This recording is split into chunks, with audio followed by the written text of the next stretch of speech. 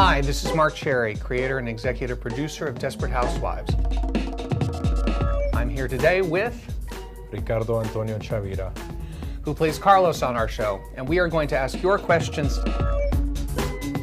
on abc.com. So I'm going to start. This is from Steve in Chichester, New Hampshire. What is your all-time favorite Carlos Gabriel moment from the show? Wow. I know, you've had some good ones. We have had some good ones. The War of the Roses event that took place in, I think it was season 2, right? Oh yeah. With the, walking through with a chainsaw and taking the sledgehammer. I think that was season 3, I think it was season 3, yeah. That to me was hilarious. I mean, just to be able to do all that stuff and to like break everything and all that. The only other moment that I really kind of thought was great, or not that I thought was great, I mean there's been tons of great moments, but that really sticks out to me is in the hospital with the Jamais character when the black baby was born. Yep, that was astounding. Yeah. It was, people still come up and talk to me about it. I'm shocked that we got away with it. This is from Janet in Hawthorne, California.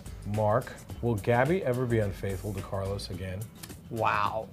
Just curious. I don't think so, because I think we've played all those colors, but that being said, if Carlos does something really stupid, who knows what you could, send her off in a tailspin to do.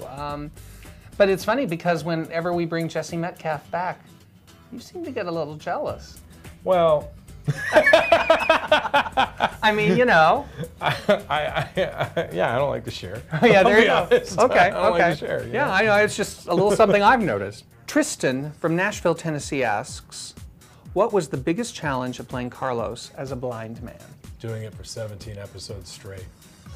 Yeah, I know. We put you through that. Although that was what was great about that character, is that we really made you go through the journey, so that by the time you got your sight back, it wasn't like a TV contrivance thing where, like other shows have had characters blind for 2 or 3 episodes. I mean, we really made you go through a journey there. Well, maybe go through the journey without having to go through the journey. I appreciate that. Yeah.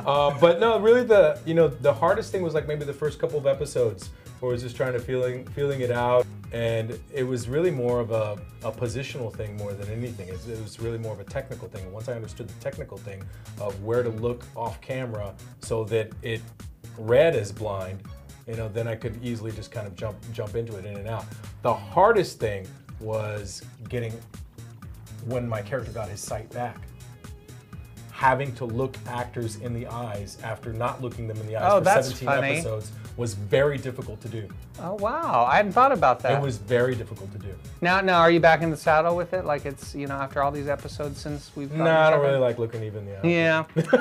Yeah. So this is from Ashley in Southfield, Michigan. Characters such as Betty Applewhite and Catherine Mayfair have backgrounds that take place in Chicago. Do you have a particular fondness of this city? I'll tell you something funny about that. That's a really good question. We used the name Catherine Mayfair, and I think we had a different city. And then what happened was the name wouldn't clear because there was someone named Catherine Mayfair in that city. And they came to me and said, we need another city. And they were just about to shoot the scene. And off the top of my head, I just said Chicago. And literally like 2 days later, one of the writers said, well, isn't that where Betty Applewhite was from? And I went, oh, shoot.